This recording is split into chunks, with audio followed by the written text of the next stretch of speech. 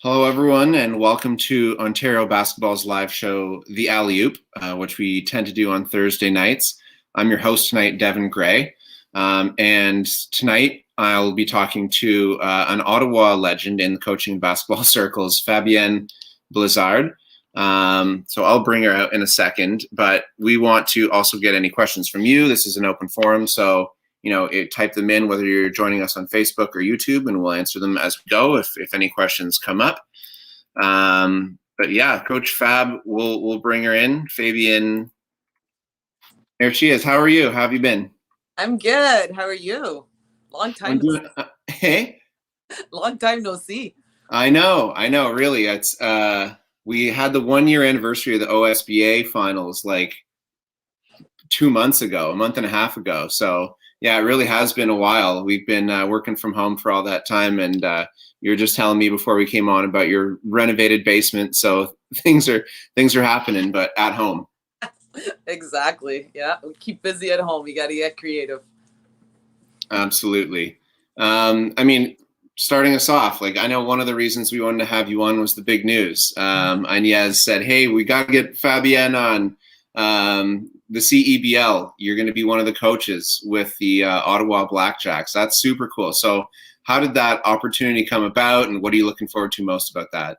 Well, the opportunity came about, which is, it's kind of what we tell all of our players. When you tell them, it's like when you have a practice, anyone could come in the gym. Anyone at any point, anytime you're in a gym, every day is a tryout. So for me, I think the way it happened is it's word of mouth. It's people I've connected with throughout my journey. And that's like all the work I do in the community or anyone I've coached with. And it looks like when the president got in touch with me was because he had heard about me through a lot of different connections. He was quoting my resume, which I was like, oh my gosh, this is cool that he knows that much about me. And that to me shows it kind of proves what I've been telling our young ladies all the time, is that your connections are really important. And the impact and the effect that you leave is also important. And I think that I was able to do that, and this opportunity came about. Yes, I had to interview for it. Went to 3 different interviews, which ended up being successful at the end. So I was really, it was earlier than I thought I would do it. But I always say that things come to you when you're ready, because I think the universe sends you those messages. It's like, oh, you're ready right now. So I jumped on it, and we're already in it. So I'm excited. The head coach, Charles, is exciting. Like he's like every week we have homework, like basketball homework every week. But it's really kind of taking you that next step. You thought you did scouting really well, and it's like then he shows, well, you got to look at all these other things. And so there's a lot that we do every week to prepare for the season, and I just feel that you never stop growing in basketball. Every time you think you know a lot, you still have to keep growing. You don't know everything. The league, the CEBL, was one of the first pro leagues to come back and form sort of a bubble last summer before the NBA, WNBA even did it. Do you know what the prognosis is for what they're looking at for this season? I haven't been made privy to that yet. I'm sure it's coming up with one of our meetings again, because every week we get more information and more details in what that's going to look like. So I'm sure in the front office, they're working like crazy. We have amazing people there that are constantly keeping us on our toes and understanding what's coming next. So I will know soon, I'm hoping, because they have a schedule already set up. Now it's understanding as we get the players in, what does that look like? So I will definitely keep you up to date on that. It's definitely going to be interesting too, how it fits in with the new franchise in the Ottawa area. What do you think that impacts, sooner than later, but also in the long term, will be on the Ottawa area? Sorry, can you repeat that? The franchise? Yeah, what do you think the impact is going to be on the Ottawa area? Well, I think it's great, because already I think we're already seeing that we're getting some local talent. you know. And I think it really, when you look at some of the local talents, that even in Toronto you're seeing that, where you're able to now have a lot of those young men stay home and being able to play locally. And a lot of us watch a lot of basketball. There's Ottawa U and Carleton right here, you know, two of the biggest universities in terms of basketball. And now you get to have some of these guys stay, and that clears our house on the weekends. Friday, Saturday, you're at one of those gyms. And some people will do 2 games. I'll see them go from one gym to the other. So it's exciting to be able to see that that's what we're adding that in, and the community is embracing it, because we're really wanting to make sure that as involved as they are with hockey, because hockey is a big sport for us, we want them to be as involved as they are with the U sport teams.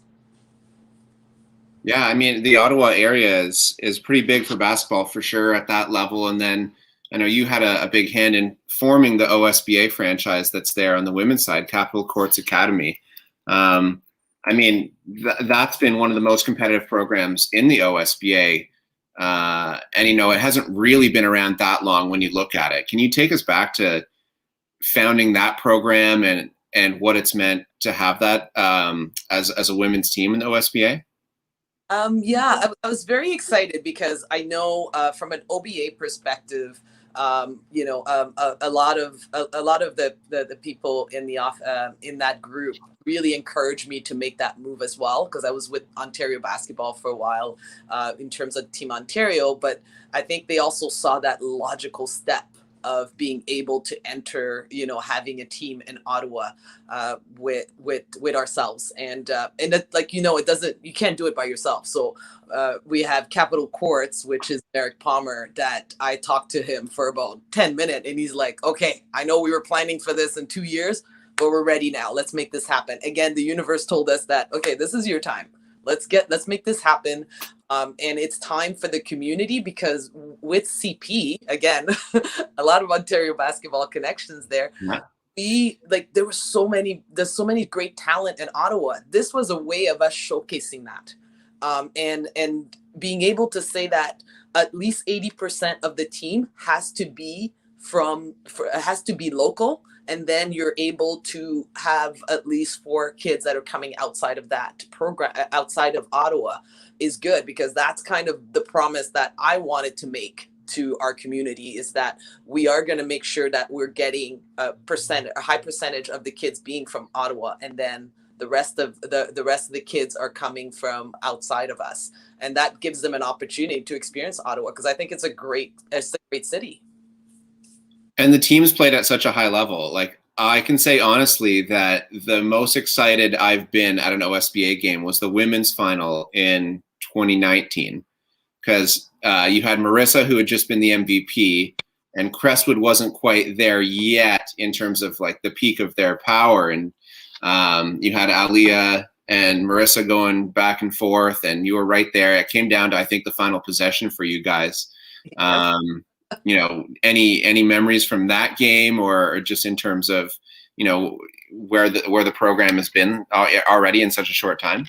Yeah, and I know, like, I think a lot of times, like, when you think back, you know, and I always think back in terms of those games, and I remember going in the locker room and telling the girls, I said, you know what, I feel like we won, because I said, they left everything on the floor. We played a great team, and the team that scored the more points at the end ended up winning, and they scored 1 more point than we did.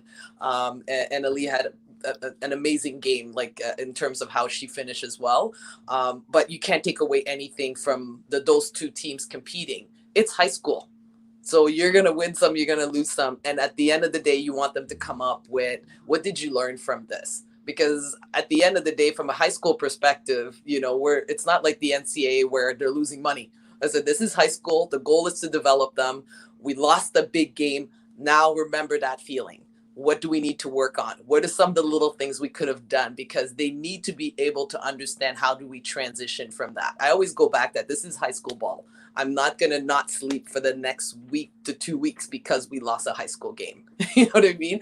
So it's kind of the way I want us, and I want coaches around to really understand that we can have a nice trophy that's sitting on our mental, but the kids are not going to remember that part. They're going to remember the friendship. They're going to remember the coach. They're going to remember the lessons that you have from that, you know? And I think that's what we have to also sometimes give ourselves a little bit. I guess I say, like, give your head a shake a little bit and say, hey, these are high school kids. I said, what do I need them to learn? And what do I want them to remember from their experience with me, with this team, and the connections that they've made? Spoken like a great coach. You talked so many times just in, like, you can't help but bring up some of your Ontario basketball experiences, right? Or various things that you've done throughout, you know, Ontario basketball programs. And then some of the great athletes that you've coached with or against in the OSBA. I know you got a chance to coach some of them under the Team Ontario umbrella through the years. And as a 3-time national champion coach, what does that experience do for athletes? Like, how does it really help them? I mean, when I talked to RJ Barrett, he said, you know, when he was on Team Ontario, like, and competing at the national championships, he really felt confident for the first time, being on that stage and being like, okay, I can do this. So do you see that progression in some of the athletes, and, like, what is that stage like for them competing with Team Ontario? And you're right. I think one of the key things is that a lot of them have played against each other. So the fact that they got to know each other at a different level, it's so, you know, it's amazing for them. It's like, man, I don't like you, but you're actually pretty cool, you know? So it's really understanding and getting to know who you're playing against, but now that competition that you have in practice, and then being able to say, we're representing, and it's on our chest. We're going to represent Ontario. And I trust my teammates because they're as good as I am to be able to do that, to get the job done. And as you said, I think it goes back to yourself, Devin. Like, when I met you and you're getting the pictures done for us. And even then, it's just that experience, being able to know that, okay, we're going to be taking our pictures right now with Devin, and they're having fun doing that piece. But it's everything that happens in that program. And that's why I said I stayed with Ontario basketball for so long. I'm still running CPs. I think I go back to running, we actually started CP boys in Ottawa. I don't know if how many were able to start that, but I had the community came back to me saying, well, how come you're not doing boys? So as soon as I spoke to Ontario basketball, they're like, okay, let's do it boys that year. So I think that was 2016, something like that. That's the date. But that's what I mean. It's like every one of those experiences for these young ladies, and knowing that they would be a powerhouse with each other and they're stronger with each other, to me has been amazing experiences there, because I still see them and they still talk to each other. Some of these girls are NCAA and they're still talking because of the sisterhood that they built throughout those summer. And those 2-month summer are intense because we're having training camps, fundraisers. I think Krista even talked about that. It's like you spend a lot of times with these young ladies and a lot of times with your coaches. And, I can't thank, OBA enough for my experiences there, but also my coaches, because they took that's their summer. We had Lexi that was with me for 6 years, Lexi Sanenis, and then we had Michelle Abella, we had Elsa Donovan that came in on our last game. That was, I call it my drop the mic moment, with us finishing at the in the finals against Quebec. That was probably one of the games I'll remember the most, because that was the games that a lot of the girls didn't believe that they could win without Marissa or Aaliyah. And the fact that we could get them to believe that I said in Ontario, we have a lot of amazing athletes, and you are some of them. So we got to show everyone that you don't need them to win this game. And they did. And I just thought that when people believe and they come together in believing, there's nothing that they can't do together. And I think that proved it. That was probably one of my best moments, in terms of having a team. And I know Aaliyah and Marissa were just dying. I said, why can't we come? But they were just coming off a tournament, and it was going to be like maybe 48-hour turnaround. That didn't even make any sense, you know. And when you have a bunch of girls that were together all summer, you know, I think that's the team that has to represent you, and they have to trust that they can do it. Right. I remember what you're talking about. They had been with the national team. Yeah, and it was very close timing, and they, you know, and a lot of them were playing. And where were you guys? Which one was that? Were you in Fredericton? Fredericton. Yeah, I was going to say New Brunswick. Yeah. Yeah, no, it was really good. Like, you know, there's moments with I remember there was one summer 15, we had everyone was at least 6 feet and over on our team. That was like a luxury. And I had no point guard, so Marissa became a point guard for in that summer, and Aaliyah was a 2 guard, and Rebecca, Aaliyah was a 3, and then Rebecca was a 3, was a 2. So those were, like, when you think about, these are your guards, and then now you have some of your taller players that are playing the post for you. We were giant when we walked into a gym.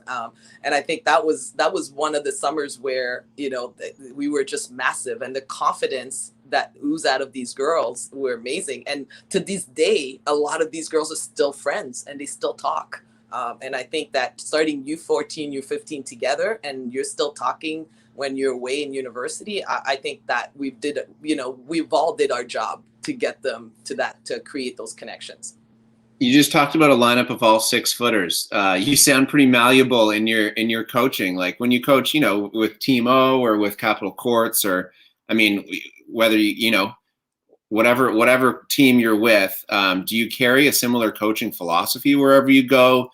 Like, would you say your teams play a certain way, or you know, is it kind of dictated by the talent you have? What's your take on the philosophy there? I think one of the common thing that I keep with all the teams, because you know, that's something that everyone can do, is to be disruptive.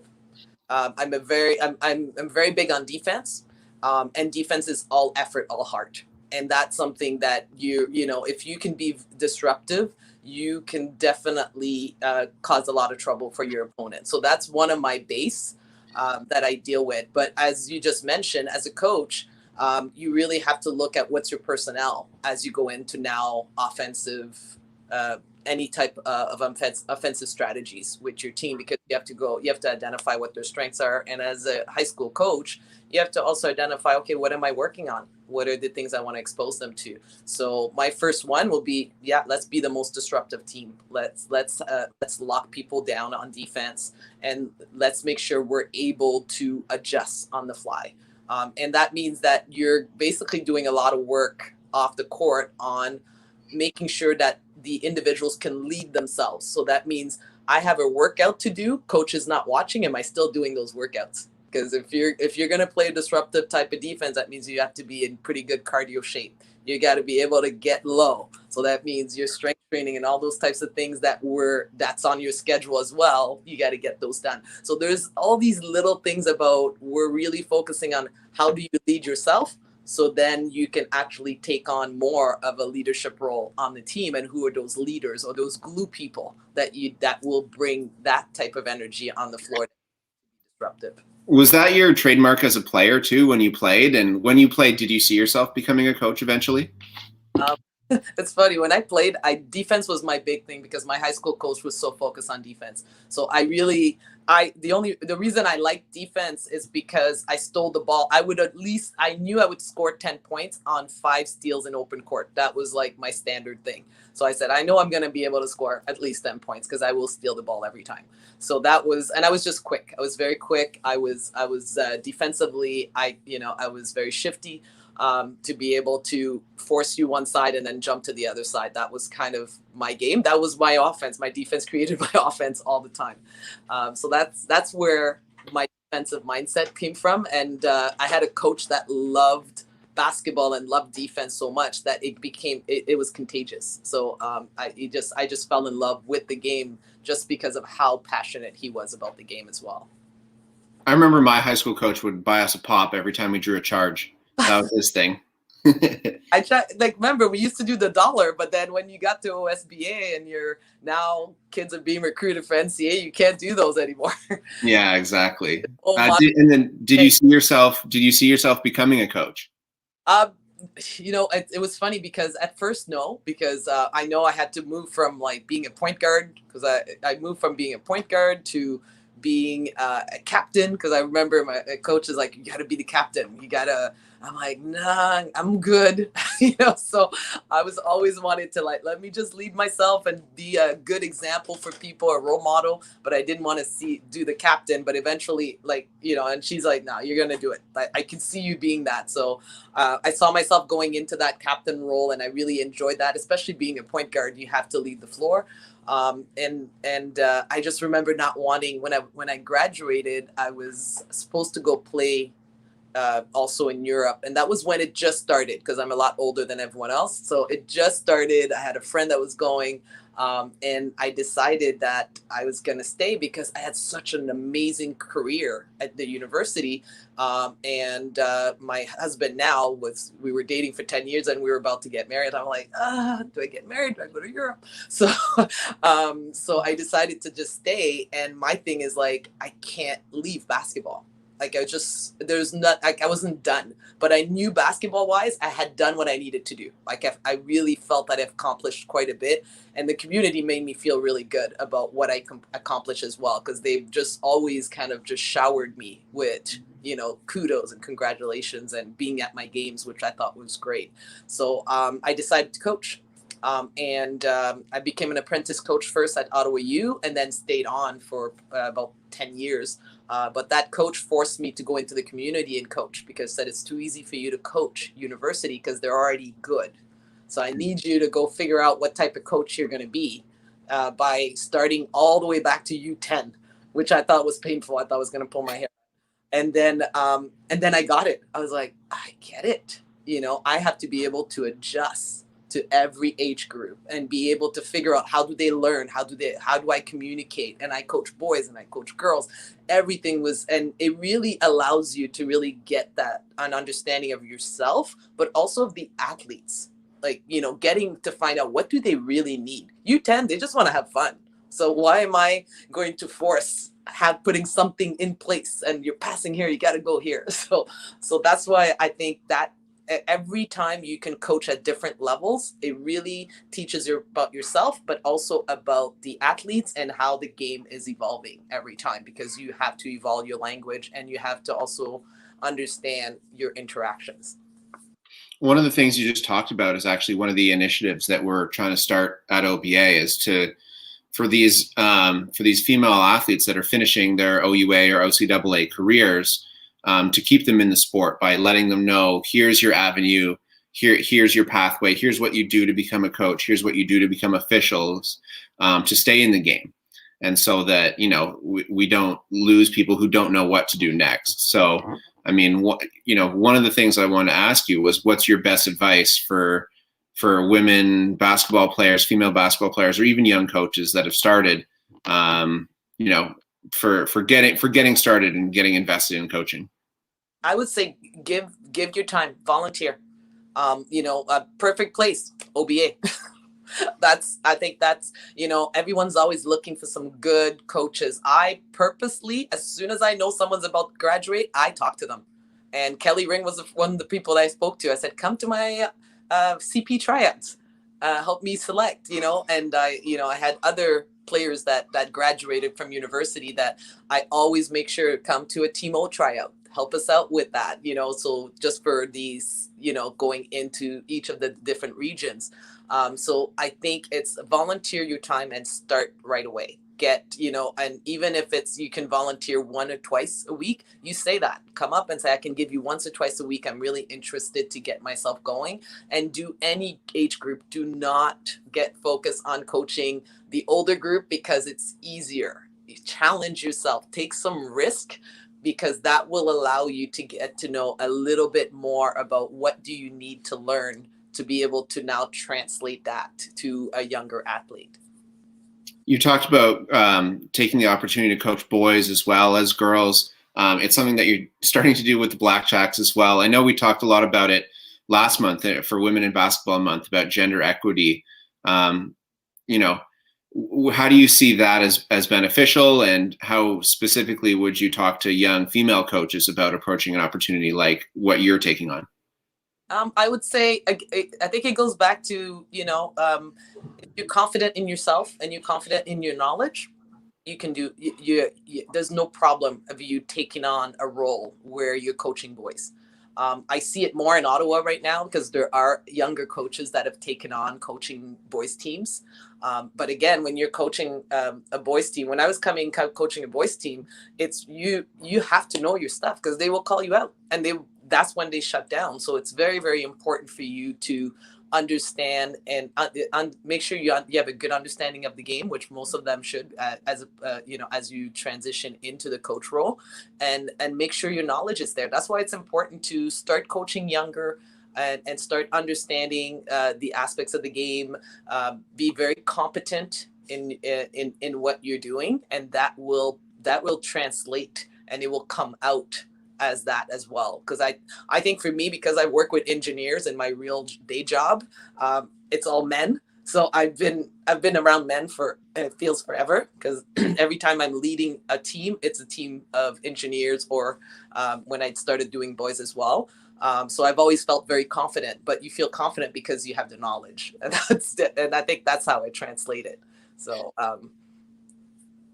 amazing. Hey, thank you so much for joining us and doing this interview. It's good to see you. I know we'll be back on the courts as soon as we can. Yeah. But I mean, we're definitely looking forward to seeing the Blackjacks this summer, and congrats again on that.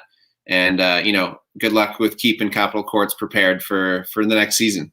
Yeah, no, thank you. And thanks for having me, and great timing for the WNBA draft. I love that.